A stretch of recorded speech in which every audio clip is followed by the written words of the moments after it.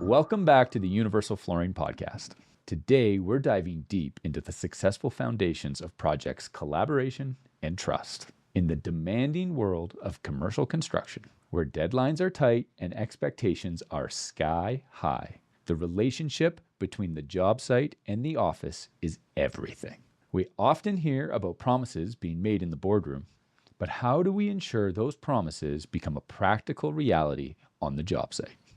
Today, I'm joined by two people I have worked with for many years, who I think demonstrate collaboration at the highest level. I'm joined by Susan Rangan, an account manager in our office at Universal Flooring Systems, and Danny Curl, one of the top flooring installers in our business.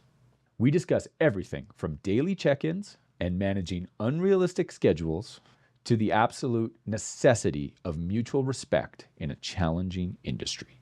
Get ready for an honest, insightful, and maybe even surprisingly funny look at what it takes to build a successful project, one collaborative step at a time.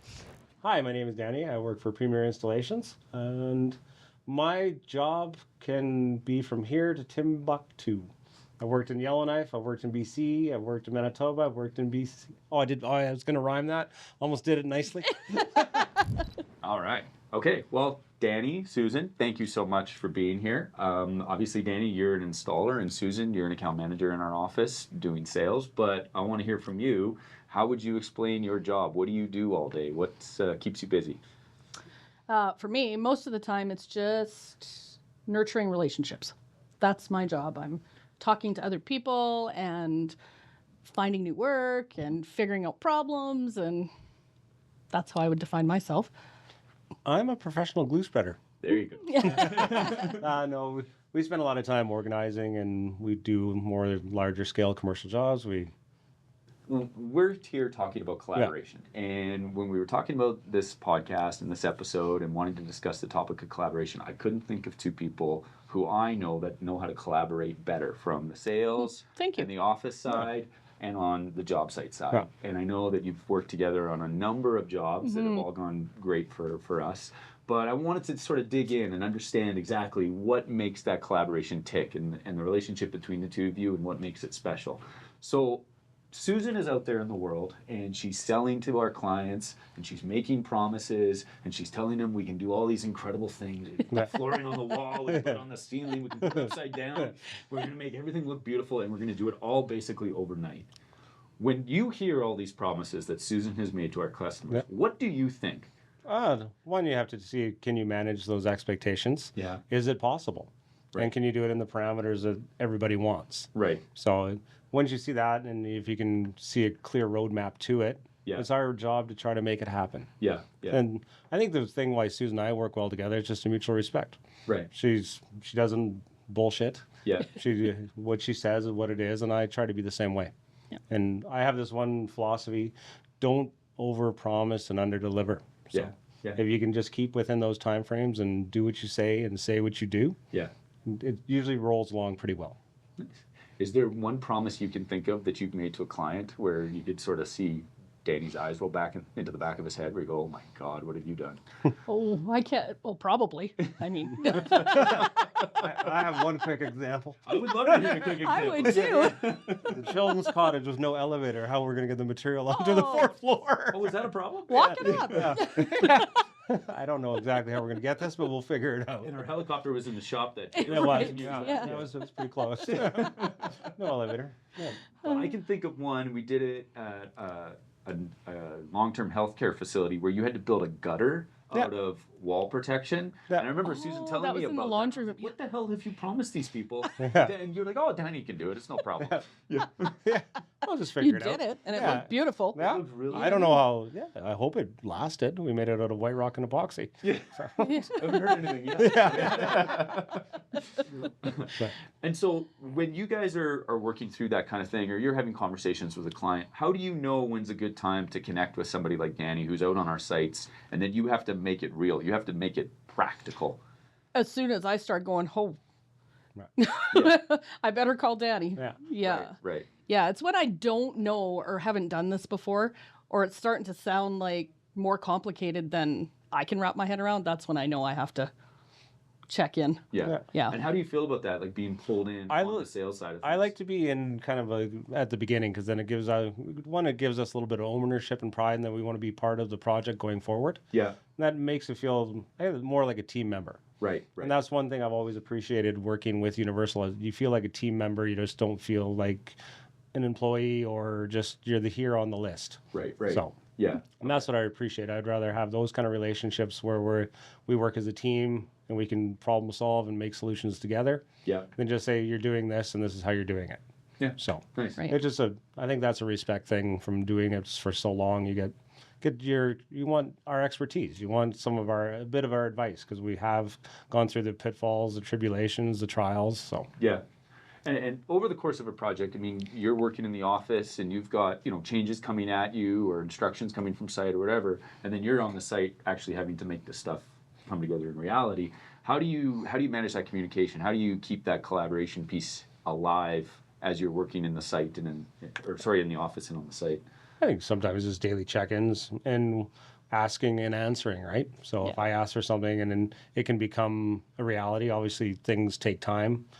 And if we I think when we're on a project together, I always answer the phone when Danny calls, Right.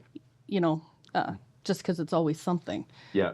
Again, with the trust, right? He's not calling me to chit chat. Yeah. He's calling me because there's a reason. Yeah. Right.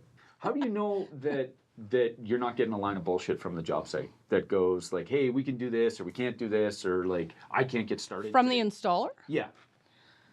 Well, I don't get bullshit from Danny. Again, I think that comes down to trust over the years. But I mean, with other people, I don't know. I think you get a vibe from, Right. Yeah. Yeah. when something's off, we've all done this enough times. If someone's giving you the same excuse or reason they can't do something, there's usually another reason behind it. Right. Whether they can't start that day, they wanted to start that day, but Yeah. Yeah, I think open communication is really, I don't have to share your story with everybody else, but at least give it to me. Yeah. Right. Yeah. Exactly.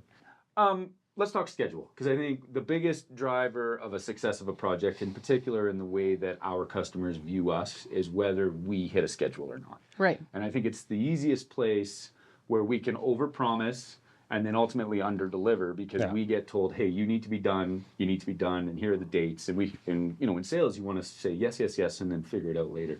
So how do you work together on that piece in terms of the customer has an expectation about what the schedule is going to be, and you've ultimately agreed to it, and then sort of giving Danny the bad news that he's got to make this happen? Well, I mean, I think I've been around long enough to know if it's realistic or not. yeah. Most of the time, I'll consult. Yeah. I'll say, I think that'll work. Let me check. Yeah. Yeah. I think the biggest thing today with all the pull planning and everything does is know how long it takes you to do something. And then those are the dates, just try to, when they build the plan with you, because they do that with you guys in the beginning with the pull plan too, be realistic in your timeline. Don't do it at your fastest. Don't do it at your slowest. Try to aim for the middle, and then make sure that the general contractor sticks to that. They said, this is how long this takes. If you keep on asking for nights and weekends and additional, that just compounds onto everybody else. And we're usually the ones who get to shoulder that load, and that's tough. Yeah. And our families do too. It's just coming downhill. Yeah. So I think the biggest thing is just be realistic when you make your deadlines and try to hold the GCs accountable to it. Because we all know that things get pushed back, and end dates or finish dates never change. So. Right. Yeah. That's another thing, that Danny is really good at, is pushing the GC. Yeah. You give me a date, I'm going to work. Yeah. And so what do you mean by that, pushing the GC? I mean, going to site on whichever day we were given and saying, okay, I'm working. Give me the space. Move everybody else out of my way. Or other people who aren't quite as assertive might just leave. Yeah. And then we're behind. Yeah. They leave, they say it's not ready, instead of trying to be flexible and knowing what you can do if you're given an area. That goes back to doing what you say. If you promise something, do it. If you don't do it, you probably never get the opportunity again. So, how do you have that attitude flow down to the rest of your crew? I mean, you've got a crew of 6 or 7 people. They're all working with you and for you. How do you get that attitude to sort of permeate your whole group? I think it's just most of us are pretty positive, and I think that's something I've looked through for all the guys that work with us. I consider everyone a team member as well. I don't want anyone think that they have to do this or that. I just want them to buy in, I guess, is the biggest thing. And being positive. I think you always get more when being positive and nice. And then you have to be a little bit assertive to move people along. And the way the bigger ones work is you just have to go to the pre-plan and ask for what you need and go forward from there. What about collaboration going the other direction? We've talked a lot about how we get information from the office to the job site. What do you need when you communicate back to the office in terms of getting things from our office and support or things like that? Logistics and support are big in making sure that when we need a delivery, we need this to arrive at said date to make everything happen. And that's just knowing what your lead times are, where everything's coming from. And I think that portion of the job can make or break it. Like if you have everything arriving and coming to site on schedule, it'll help you maintain your schedule. Right.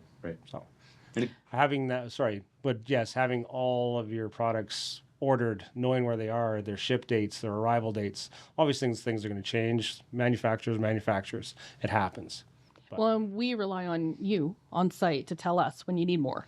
Yeah. Or what's coming up next and where we're headed. That's knowing what your look aheads are. Like if it's your 2, 3, 4 week look ahead, what's going to be happening in those timeframes. And that's what probably makes our team successful is that we know how to plan not a week in advance to 2 week in advance, what you need, whether it's that week or that month or the day before. Right. You need to plan and execute.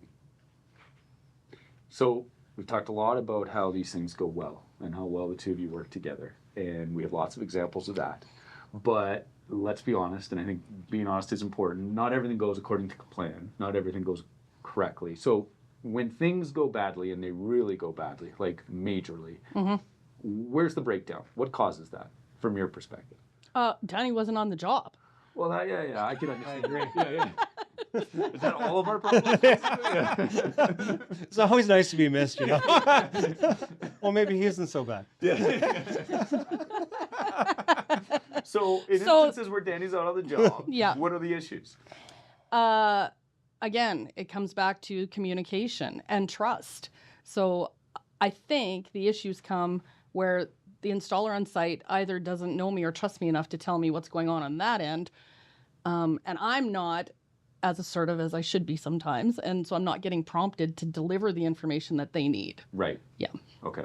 And from your perspective, when you don't get a chance to work with Susan, presumably that's where all your issues come from. But what? Right. It's pretty close. Of course. Well, what It's not are isolated. What are the real issues? What are the problems that you see when you have big screw ups on the job site? A lot of them have to do, like I said, with delays, manufacturer delays, or a lot of times you walk into a building and it's not what was asked or what was promised, or it was just bullshit. Yeah. Right. You're just a little bit of lies and deceit. Some people will get you there way too early because they think they're going to make a schedule.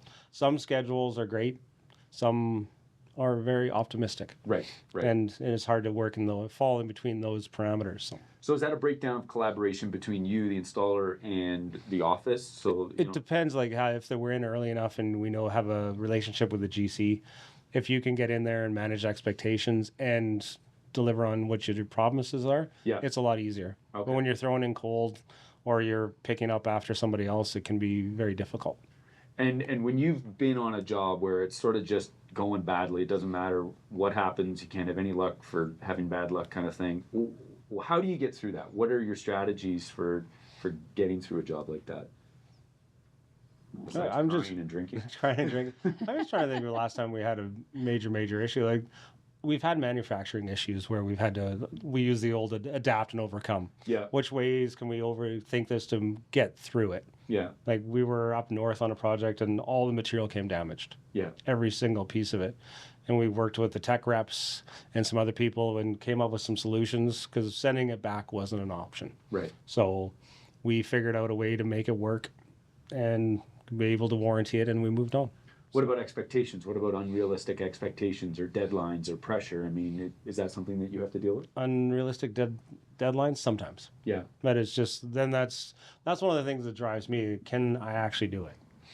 Well, which way can we figure this out to do it so we can actually meet a deadline? And I think that's part of the challenge that I like. I like that kind of stress where there's a little bit of push. Yeah. So it helps drive me. But that was tough. I think that's the best I can say. Like I like a little bit of pressure, but if there is a schedule that is unrealistic, we have to manage those. And that's when we'd fall back on you guys to have our support, me and our team, saying that's not realistic. You can't just ask the world of somebody when it's not ready, or the space isn't ready, or the walls, or anything that we need, all the precursors that we need to do our job. So, What about you? What do you think? Which question? All of them. I had a run-on sentence there. So So if your installer is seeing sort of unrealistic expectations as it relates to schedule or manpower or whatever might be going on, how do you handle that, or how do you provide support to the site? Managing the GC, I think, is my role after we're already on site, is just managing those expectations. And as long as the communication flow is there, I can't manage it if I don't know what's happening. Yeah. And so the two of you work really well together. I think we've established that. How do you extend that beyond just the dynamic between the two of you? So extend that to the team in our office, or to our clients or customers, or the other trades that might be working on a job site. Is there strategies that you've done to try to extend the collaboration? Yeah. I mean, it's all about how you're sharing information and when. Right. And I guess we're putting policies in place to try and make those things happen.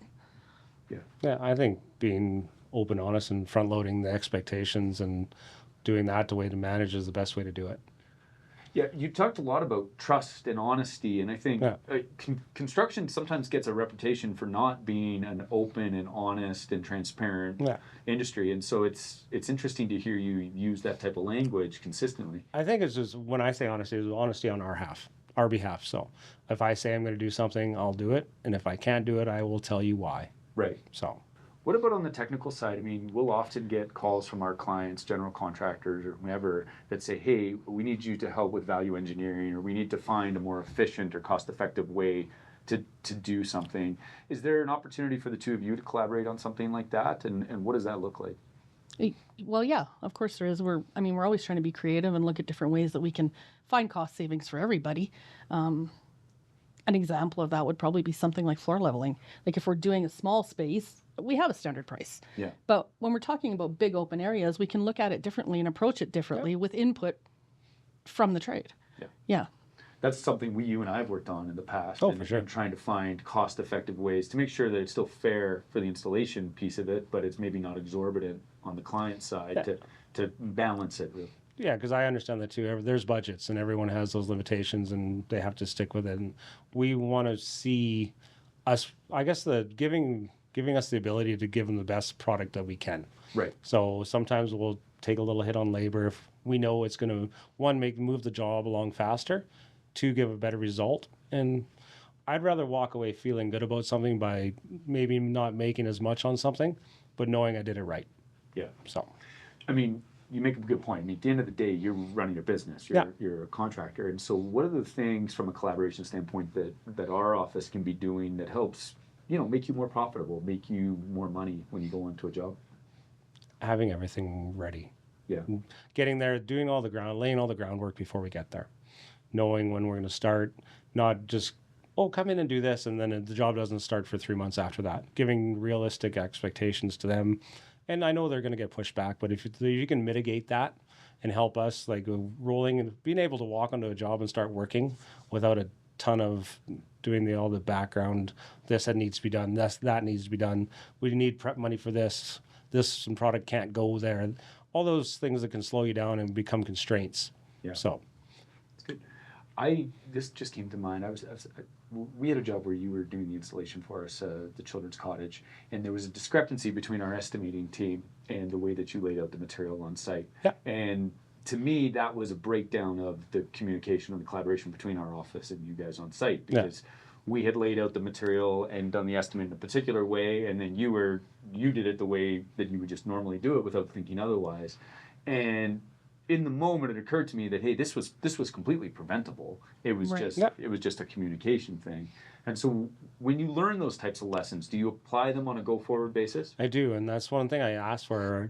If I want to talk to the estimator, how did you lay this out? Because I never want to be short. Right. It's just I think that's a point of pride. It's something, if you feel you have enough to cover the floor, I want to make sure that we do the same. Yeah. Yeah. Okay. And I do check-ins. Right. Have partway through the project, do you have enough material? Are we going to be short? Because you don't want to, We did run scrambling. into one other issue on that site, but that was due to weather. Weather. Yeah. That was the one that we couldn't use a helicopter to get the material. Yeah. Weather might have got us a bit on that too. Well, these are staying here over the weekend. But in fact, flooring installation. We supposed to do that inside. Yeah. The biggest thing is, like Susan said, is just daily communication, checking in to see what we need. I think so. I mean, and I also think people don't pick up the phone and talk to Yeah. somebody. Like it's a email or or if you have nothing to say, you don't just call. But if I have nothing to say, I'll still call. Like we still, That part's the respect part. I understand email and having it in written form, whether it's digital or not, that conveys it sometimes because I'll get long-winded and I'll get off base. Not you. Yeah. But that's okay because I think the more that time we spend and get to know each other, the more trust That was there one is. of our And the rules. more, You can't just do it by what I say. We have to write it down. Yeah. I don't care how you do it. And you initial it right here. That's what you told me. I don't So believe I did that. daily conversations where you're conveying information back and forth, is that mostly happening over the phone then? Yeah. I'm still a little old school when it comes to phone. I don't text that much. I feel it serves its purpose, but I think the interpersonal and of actually picking up the phone goes a long way. And you don't feel the need, either one of you, to sort of put it into writing to cover your ass? Like it's That was the other part. Absolutely. And it has to be a twofer. So I'm that way. It'll come into my brain and I'll want to solve it. And so sometimes because it's having a phone or an iPad, I always have my phone, but an iPad and things I have to sit down and write an email. I'll do it quickly and make a phone call. And then if we do a text to back it up or an email, that makes sense to me. Okay. Then it's just not something I'd wing and parrot it or off the cuff. But when you're talking about this daily communication, that's a phone call check-in. That's I think that's a little bit different when you're on the project. Like, how is this going? It's A, B, C, D. Are we working our way down the line? Is everything going the way it's supposed to? Gives you a little bit of chance to. I think it helps project managers buy in a little bit to the project too, because once sometimes they move down the channels, and the other cogs in the wheel start moving, they can become a little disconnected from it. Right. So. Right. What about unexpected issues? I mean, we've talked about sort of planning and coordination and all of that kind of thing, but things pop up and they pop up at inopportune times. I mean, you go to roll out the last line of lino and it rolls and rolls and rolls and then it stops about 12 inches short of the wall and where it's supposed to go. What does that look like? How do you solve those types of problems? Oh, they're the tougher ones because most of the materials we work with are long lead times, right? So that's just one of the things you try to do your best at it. And if you do have to go back or any of that, it's a tough one. I don't like going back to I don't like being short. Use that one. I prefer manufactured defects.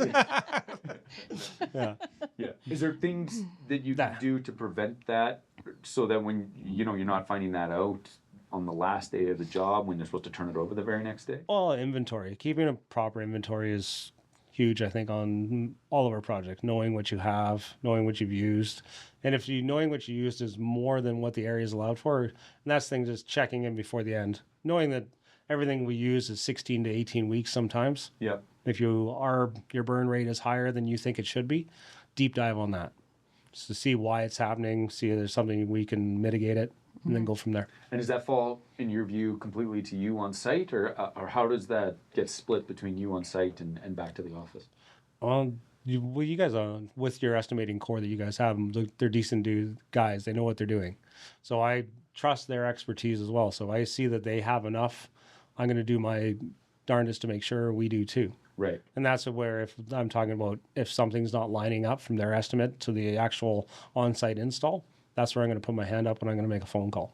So collaborating with that piece of the business and going through those drawings and making sure that you've got it. And that has to be with you guys on the amount of money you invest in your softwares and your estimating programs and the way it lays it out. Share that information with your installers. Right. You don't have to talk dollars and cents, but all the way how you got your numbers, share that with the guys.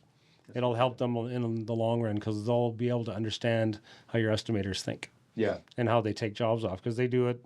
We all have our own little tips and tricks, but if you have to stay in the guidelines to make sure you have enough material to do the job, I think that goes a long way. But on the other side of that coin, when you're looking at those plans, it helps us if you let us know it's laid the wrong way.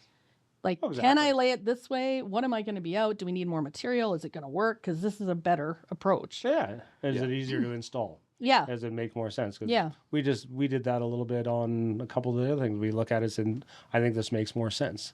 And that's just collaborating in the beginning before you've signed off on your final quantities. Well, and I think we're guilty of if we do share the drawings with our installers, sending them, with the work order the week before the job is scheduled to start. And at that point, the seaming diagram has been approved, Yeah. the material has been ordered, the quantities are all locked in. There's not much we can do No. in terms of layout to get feedback from an installer. To your point, 16 weeks before we're scheduled to go to site, Yeah. to go through, hey, does this layout make sense to you? Is this Yeah. how you would do it? That's a piece that And all that we have to takes, change. all that it takes We is a do quick send us some prints, and we'll take a half hour, an hour reviewing them, see if it all makes sense. Right. Yeah. I think it just comes down to experience. You can look at something, know if it's going to make sense or not. Yeah. Is that your biggest source of frustration from our office or any flooring office? Yeah. Is being sent to something that's not ready? I Yeah. could see that. Well, it's our livelihood. You send us somewhere, and we bring. No one likes to waste money or time. Time is money. It's very good, Susan. Look at that. Yeah. Did you just coin that? I did. I've heard this somewhere. You can use it. But yeah, I respect that when someone will actually take the time to go take a look and say, yeah, it's actually ready. It should go well. Right. There's a couple of things that we'd like to point out. It's going to be hard logistically to move things. Do we need any special equipment to move things? And that helps. So that's different than sending you to something that's just not ready Yeah. at all, right? Yeah, that's just one of those. One of the, yeah. Thank you, but no thank you. Yeah, okay. I have picked up the phone from other people and said, well, I'm not doing that. Have a nice time. Yeah. So that's not fair. If you're not going to respect my time, I'm not going to respect yours. So. What's Yeah. your biggest source of frustration coming from the site? Lack of information. Again, an installer showing up and just leaving and calling me later saying it wasn't ready, or I don't have this, or, instead of calling me while you're standing there when I can fix it. Calling That's from their frustrating. living room saying, Yeah. "Oh, I left Yeah. that site an hour ago. Exactly. Yeah, it wasn't ready." Yeah. That's not looking good. Yeah, that's frustrating. Or not going to site and not telling me. And then I get a phone call from the GC saying, "Where's your guy?" And I'm like, "On site." It's one of those My Guy flooring. I went to a Forbo seminar where they called it My Guy Yeah. My Guy installations. Yeah. Yeah, my guy wasn't there. Yeah. My guy said this wasn't ready. My guy. That wasn't me. That was my guy. Yeah. I Yeah. like that, my guy. Yeah. Yeah. We have a lot of my guys. Yeah. You'll have to talk to my guy. I don't know. That wasn't me. That was my guy. Yeah, you're still responsible for my guy. On job sites, often they were full of grumpy old men. But now it seems to have changed. You've got people that are actually working in the position they're in because they want to, not because it's all they could do. I think that's what's changed. Yeah, all your sites grumpy old men? There's a nice cross section of everybody. I appreciate it when everyone has a positive attitude. What a politically correct Yeah, answer. no kidding. Yeah. Yeah. What did you really think? Hey? What do you You don't have to name names. I think sites are stick a with lot my more answer. friendly these days than they were 10 years ago. I think sites are a lot more friendly than they were. I think it's generally speaking a more welcoming environment. Yeah. Yeah. I think it's a more collaborative environment, Yeah. right?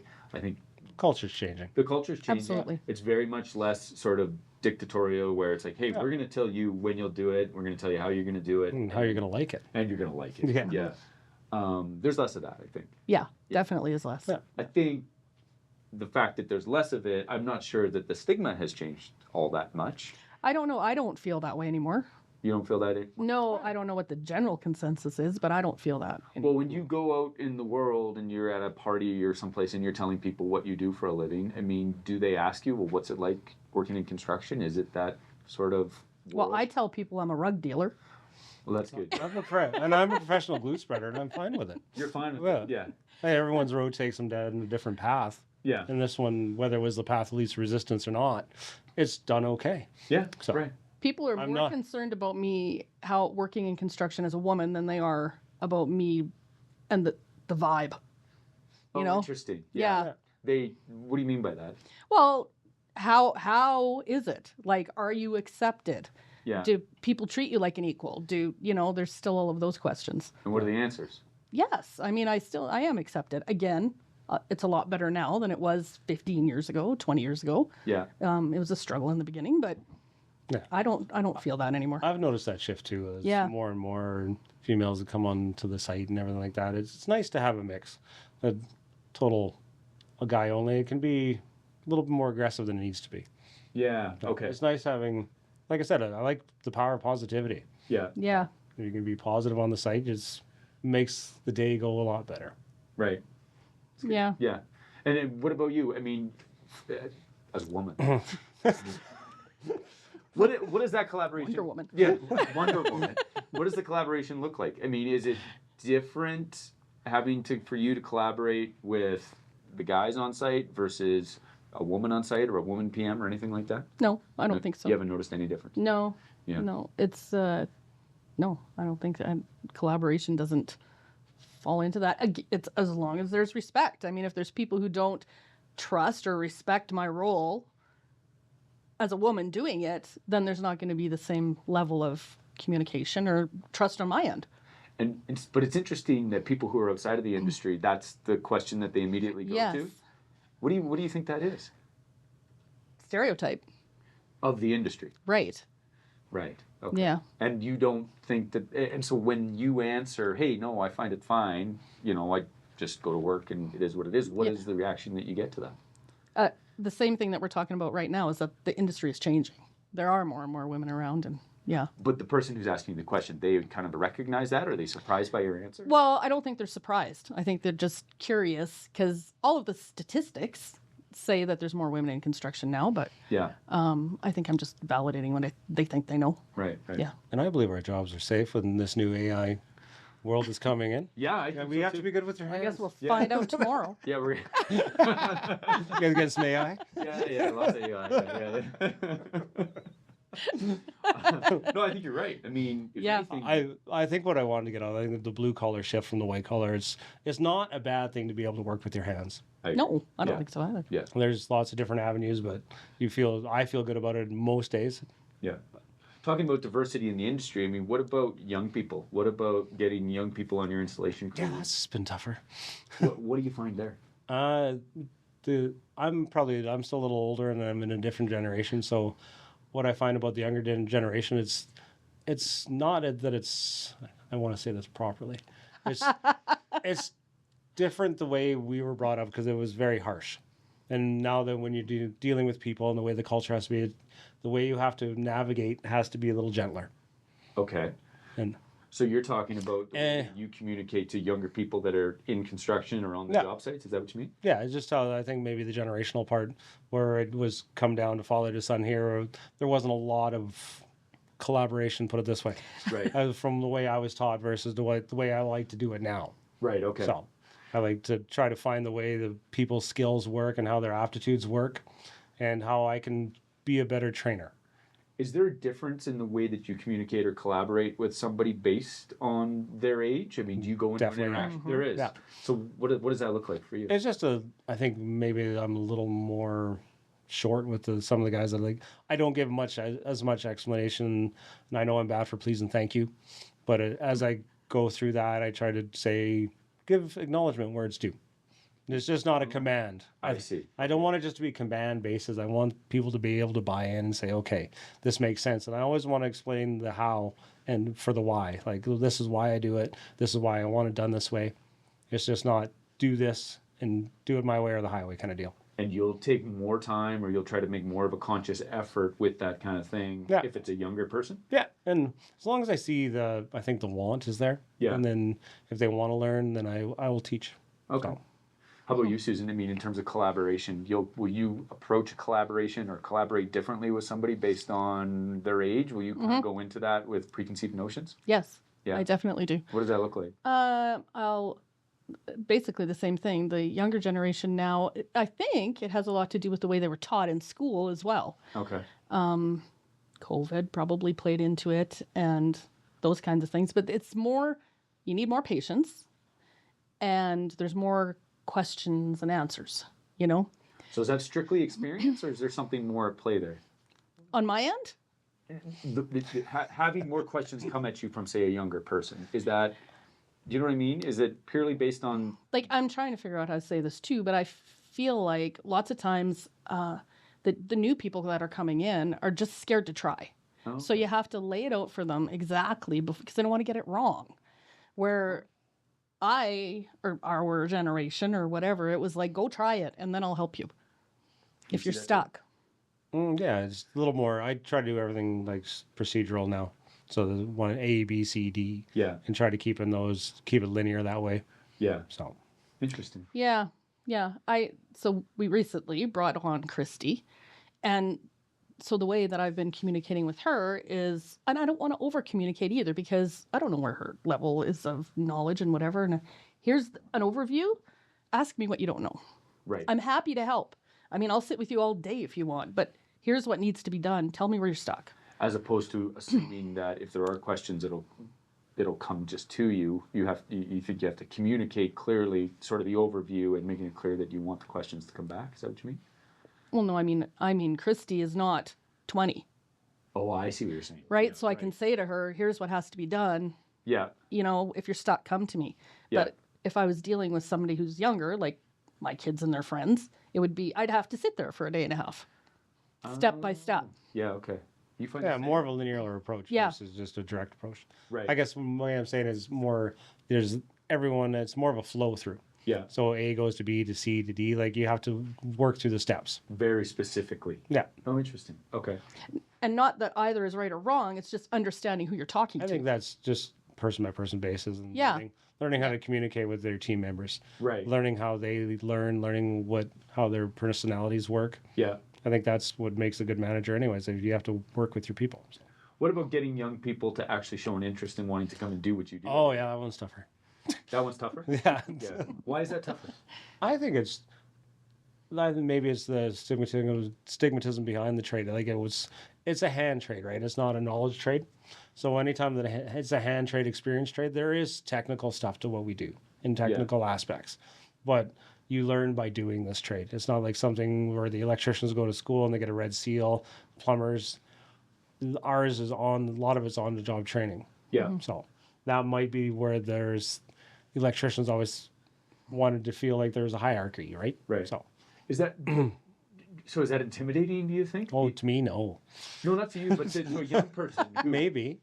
that they can't go to school and sort of learn this in a book, that they have to go start by sweeping and vacuuming floors. And that's the thing, like it is learned by doing, and there's not much else to it. Like you can read the theory about it and learn the technical aspect to all the different products we use, but until you actually do it, my old rule of 100, or everyone's the rule of 100. Yeah.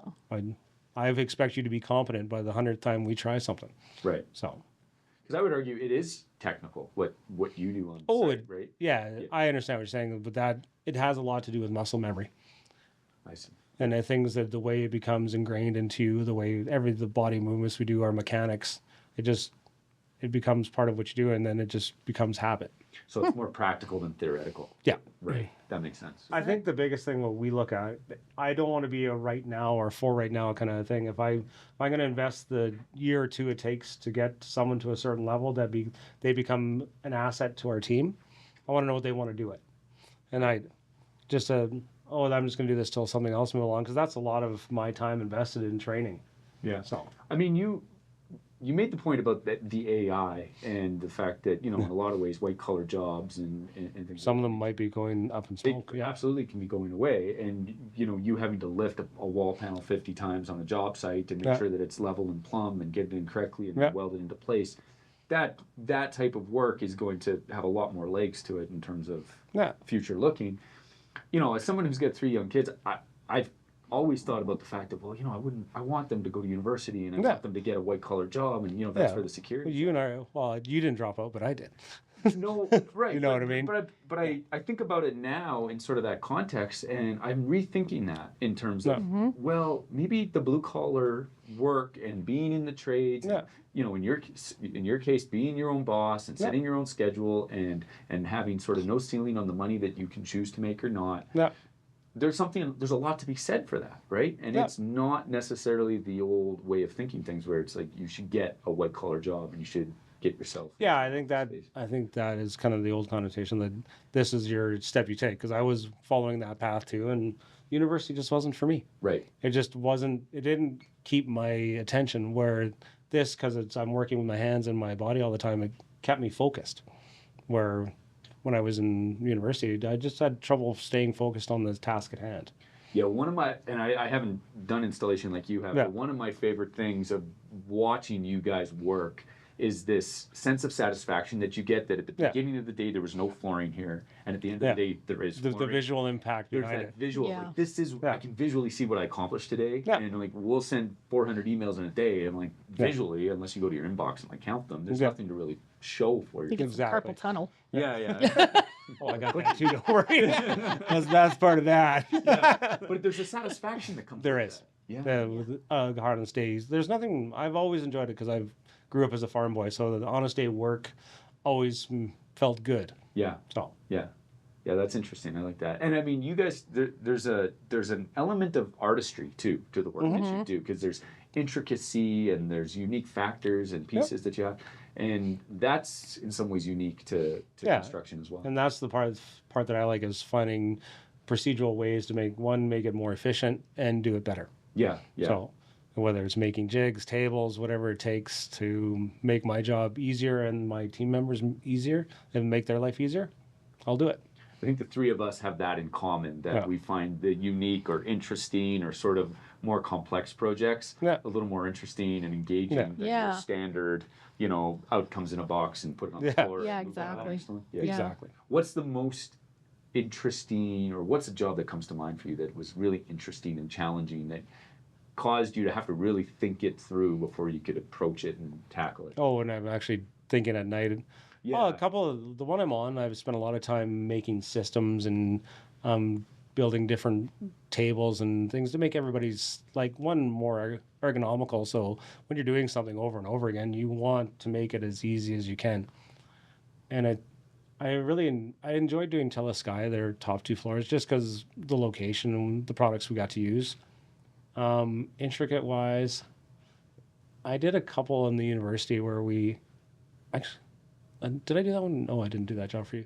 They're the different one. But I think some of it has to do with the designs, like where something I still get to do math once in a while. Yeah. It hasn't all gone away. It's just the challenge. It's the challenge. It's all of it together. Like you have to actually engage a little bit more than, like I said, like it is something we go through the motions and do every day. Yeah. It's nice to everyone's break the monotony of that and do something a little bit different. Yeah. What about in the office? I mean, this stuff in some ways can be redundant, right? It can. Drawings and ordering and over and over. What's the thing that keeps it interesting or exciting for you? I heard liquor worked pretty good. Liquor works. Yeah. Just something new. Just something new, or some of the more complex jobs that require just collaboration in the office. Like, what am I not seeing here? Yeah. How are we actually going to install this? Yeah. We've had a couple of those. Rebound, are you going to say? No, well, I was. Oh, not that again. Did you get that? No. Don't worry. Yeah.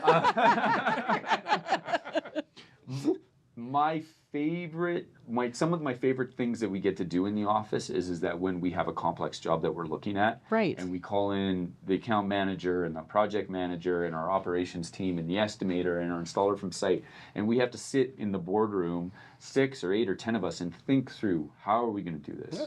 What's it going to look like? What are the... Well, and how does it affect my job? How does it affect your job? How does it affect your... how are we going to pull this together?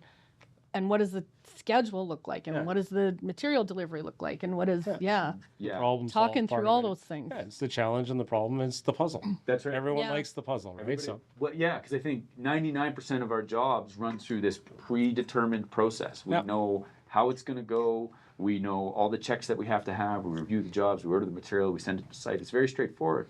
But the 1 out of 100, it's a challenge, and it's an exciting challenge. Yeah. It is an exciting challenge. There's not much probably sitting here, we're close to 100 years of experience. Yeah. Right. Yeah. So we've done a lot. Come on now. But the ones that come up where you're like, those are the fun ones. Yeah, and I think for me the most fun and exciting part of that challenging piece is the collaboration Absolutely. element of it, that you get to pull people in, pull in the experience and the expertise. It's always fun learning something new. Like that's why I always like to go for extended learning and training programs. And Yeah. Well, and I like watching the way other people's minds think. You know, Yeah. it's not something I would have approached that way, and it's a learning thing, right? Yeah. Yeah. Danny, yes. Susan, thank you so much for making the time here and discusing collaboration. I really appreciate it. Thank you. Do we Always get a word pleasure. count on collaboration? I think I- we nailed a lot of A collaboration. couple times. I was doing a quick head count. Jordan has said collaboration 3 times in a row. Well, you know, I'm that's trying here. that's the other thing where you get caught up in some words like using the word call and communicate and all that. Yeah, I know. Just the way the brain works, and you link onto those small words and those. I've used that one. It's been working. Let's keep going. Sounds like a Yeah. That's got to be like 3 podcasts on the syllables. word. That was an incredible conversation with Susan and Danny. The takeaways are clear. Trust isn't a default setting. It's earned through consistent, honest communication. We learn the value of daily communication, not just to avoid mistakes, but to build mutual respect and keep everyone fully in the loop. Whether it's managing a tricky design, pushing back on unrealistic deadlines, or adapting to a surprise on site, the ability to collaborate and share expertise is what makes all the difference. A huge thank you to Danny Curl and Susan Rangan for sharing their wisdom, their humor, and their commitment to excellence. If you like this conversation and would like the opportunity to collaborate with us on a future project, then hit us up in the description below and we'd love to hear from you.